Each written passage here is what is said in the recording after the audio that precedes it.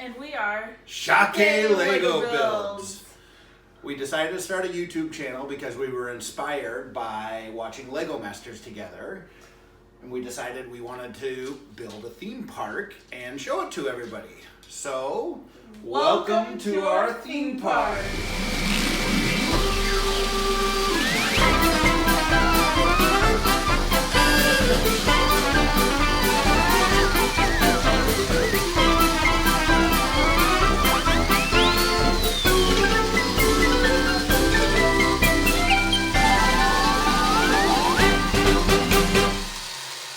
Before we show you our theme park more in depth, we thought it would be helpful for some of you out there to see how we organize our Legos, because I know that's one of the biggest problems people have is how do you keep your Legos organized when you have thousands of Legos and you try to keep them organized. So what we did is we found some bins at one of our local superstores that has multiple things. It was in the fishing department. It was about $4. They also sold these shoebox style bins. There were 10 of them were $8, and it made it easier for us to organize. We organized kind of by the different styles, and you know, this one's got more round pieces, more barrels pieces and sots pieces, accessories, on and on and on. I could go forever trying to tell you, but you get the general idea. And then what we did is we tried to organize it by type. So these are your standard brick, but these are like 1x1, and then we stack the 1x1s on top of the 1x2s, on top of the 1x3s, on top of the 1x4s, so on. And once you got to a size where it was too many different random things, we just make one that was just that size, but just of random sizes. And the same thing, 2x2 flats, 2x3 flats. Did a bin full of curve pieces, because every now and then you need a curve piece. It's still a work in progress. We're still trying to organize. And then we found at a local sewing place this bin that we labeled, you know, got our winged pieces, and these are more specialty pieces, sticker pieces, just your standard dots, you know, the kits that come with all those little bit eyeballs if you're trying to make a face, all that kind of stuff. It's helped us kind of keep an order, help us not let our Lego obsession take over our house, and help us just to continue to move on and have fun. Hopefully this is helpful to some of you. Now we'll take you to our theme park. So we'd like to start you at the entrance of our theme park. We made a hello sign welcoming people in.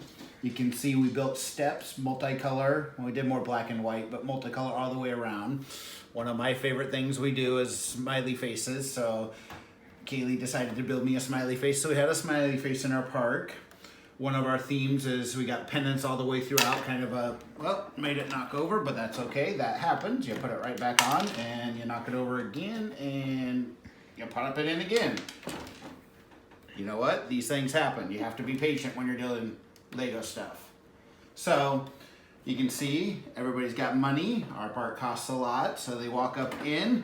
We have a ticket booth with a person running a ticket inside. If I pop the top off, you can look inside and you can see we have a little cash register, person holding the money.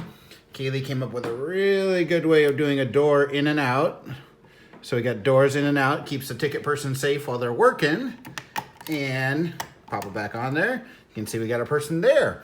That's how you get into our theme park. Next we'll go to Kaylee showing off our prizes and our game section of the park, which is really fun. Take it away, Kaylee. So now we're to our game section of the park, which we have skee ball. Which, if you know what skee ball is, it's where the person who's playing skee ball will grab a ball and throw it up and try to get it in the highest point, which in this case is the blue one.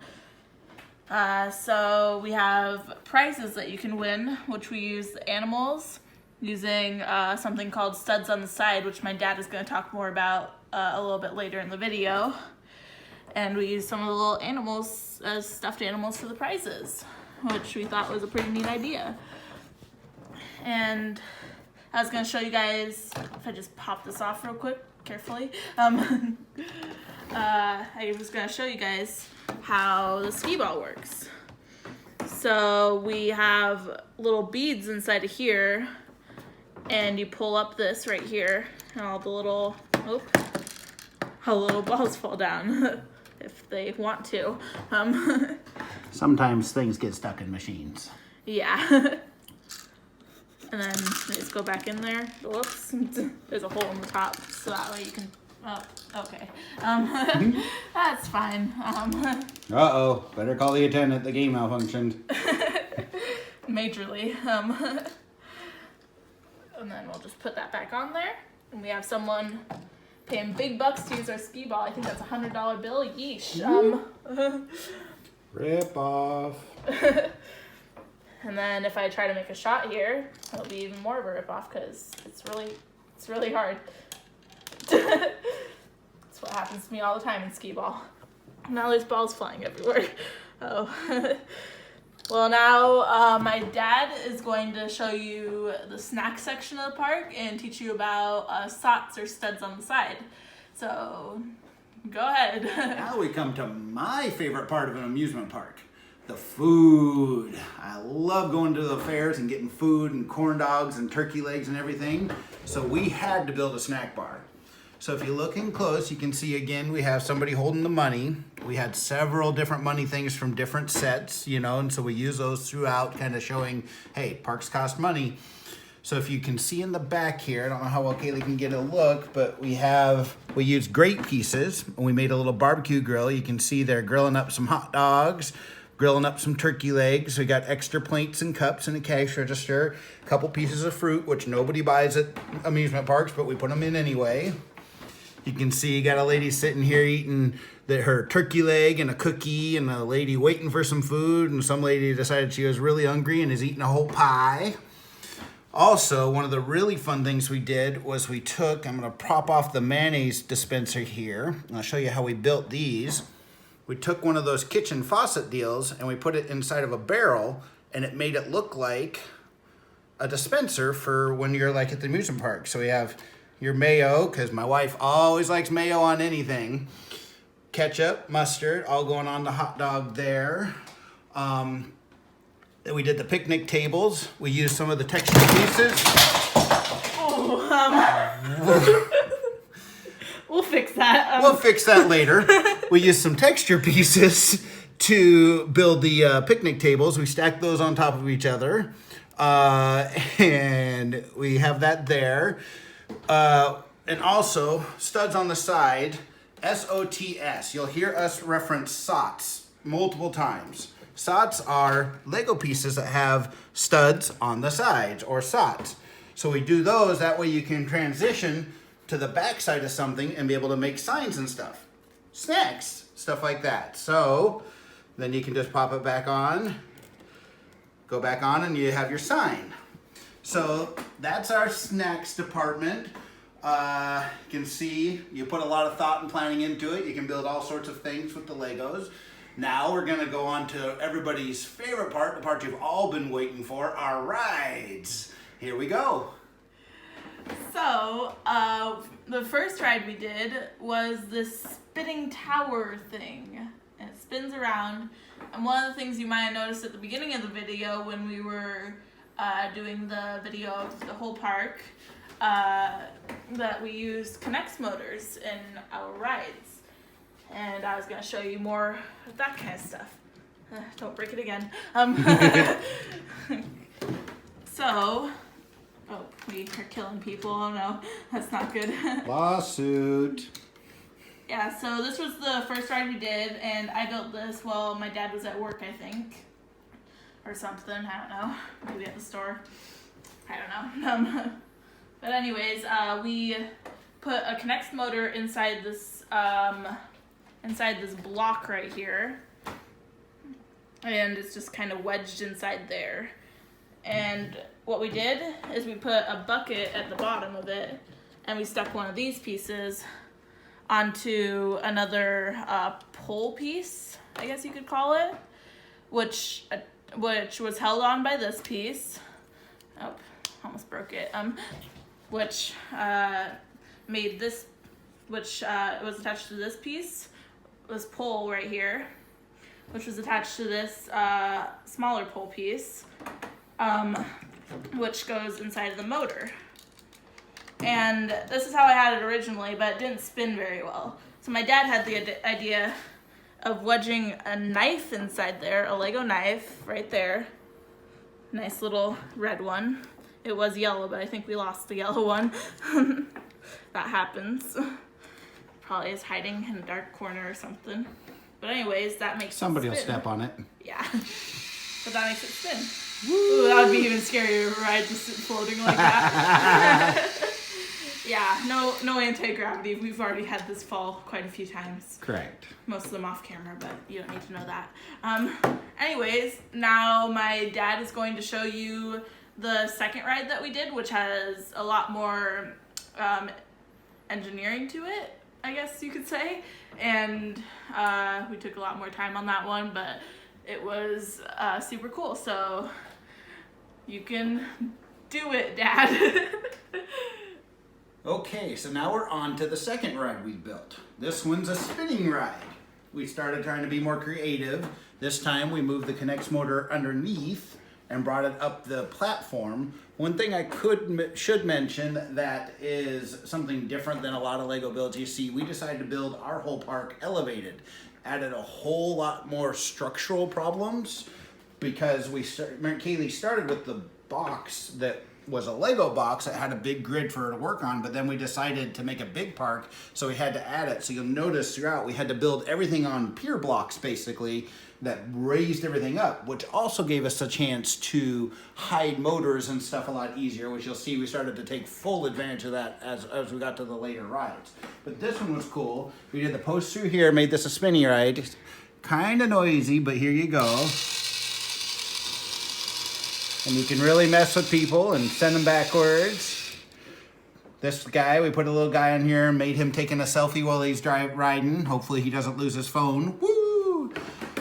We also got creative on how we got people on and off. We made a little platform with a little orange caution stripe so they can rotate the ride and the person can hop out there with no handrail. Hopefully they got good balance, but you know. We made park people taking pictures because, you know, every park always has that person taking pictures saying, hey, let me take your picture, and then they want to charge you $80 for it. So why not we get in on that action? You can see we built stairs coming up, little doorways. You got another person taking picture, Ariel's there. Throughout, you'll see we got an elf up here and different people at different spots.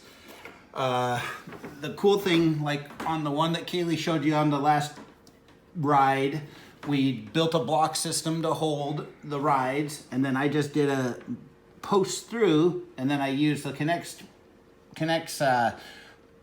piece here, and then I built around it. Sometimes when you're building these kind of things, you got to be careful because you have a little bit of gap. So I just filled in that gap with a little piece of another piece of Lego just to kind of space it, because otherwise it was wobbling too much.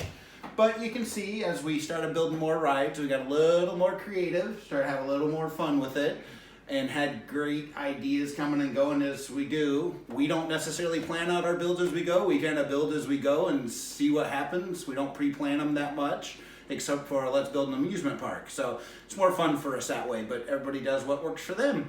So now we'll go on to our next ride, the pony ride and stable. So here you go, take it away, Kaylee. So for our next ride, we decided to do a pony ride because we realized after doing the prize stand over there, we realized we had lots of different animals and we had so many horses, so we decided to do a pony ride. So we had these kids riding ponies on here, maybe adults, I don't know. They're all the same height. So, and for this one, we started getting really creative with the motors on this one. For this one, we had it's like driven by a K'NEX piece right there, and a rubber band is attached to some Lego pieces down here. I don't know if he can get a good angle of that, but and then the rubber band causes it to spin around. Make them go backwards. Make them run backwards. Now that's an intense ride. Ponies riding backwards. I mean, but we got like a little farmer person, I guess, right here, who's helping out the kids get on the horses. And come on, get back on there, please. And we have a little stool for the kids who are too short, like my dad. And we got people waiting in line. We have a stable right here. If I carefully, take off the roof, you can see there's ponies inside there waiting for their turn to be on the ride. And they've got hay. Some of the hay fell out, which they're messy eaters, so that makes sense. And yeah.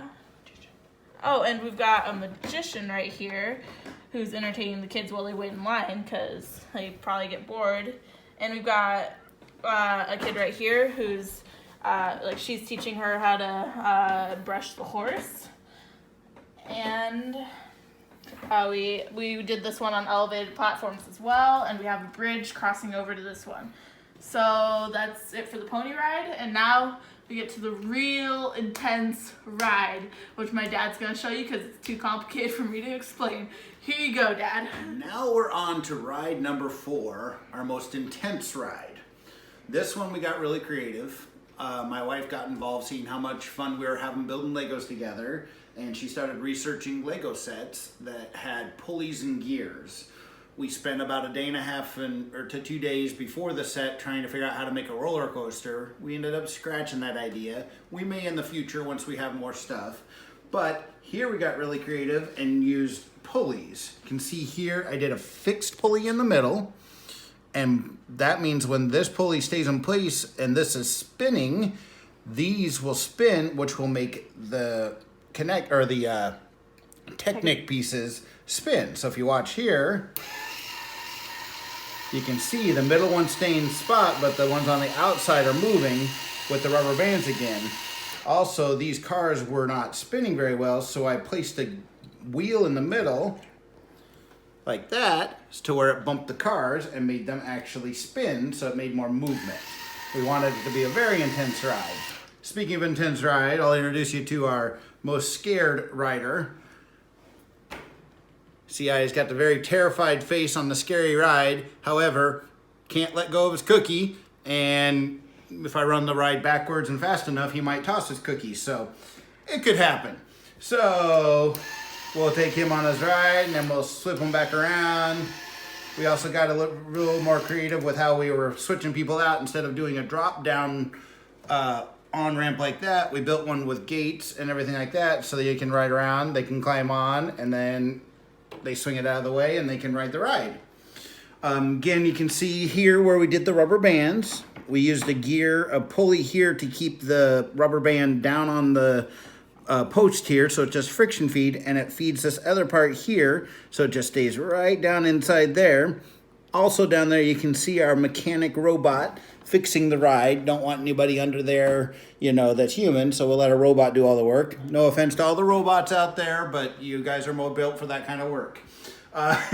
So you can see, there you go. This is our last and final ride we're showing you. We really had fun building this amusement park. Well, that's it for today, our premiere build, our theme park. Thank you so much for checking us out. I hope you enjoyed it, hope you like it, hope you can check out our future videos. Yeah, and make sure you smash that like button, make sure you hit that big red subscribe button, and comment down below what you would like to see us build next. And thanks for watching, so bye! Bye!